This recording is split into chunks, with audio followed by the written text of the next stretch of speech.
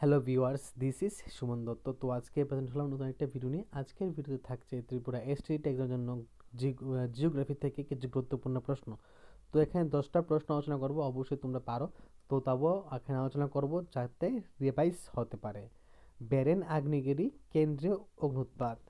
ম্যাগমার ঊর্ধ্বমুখী প্রবাহকে বলা হয় প্লিউম। কি বলা হয়? প্লিউম বলা হয়। পৃথিবীর সর্বোচ্চ আগ্নেয়গিরির নাম কি? মৌনা লোয়া। মৌনা লোয়া। অববাহিকার মাধ্যমে মৃত্তিকা সৃষ্টি হয়। অববাহিকার মাধ্যমে মৃত্তিকা সৃষ্টি হয়। অববাহিকার কথাটি সর্বপ্রথম ব্যবহার করেন কে? J K Albert. নয়কোন্ডম ও বেরানদ্বীপ এই ধরনের আগ্নেয়গিরি কি? নয়কোন্ডম ও বেরানদ্বীপ কি ধরনের আগ্নেয়গিরি? সবিরাম। ঠিক আছে। প্লিউমের ব্যাস কত? 100 কিমি। মালভূমিকে টেবিল ল্যান্ড বলা হয়। ঠিক আছে, মালগুলিকে কি বলা হয়? মালগুলিকে টেবিল ল্যান্ড বলে দেওয়া হয় বা বলা হয়।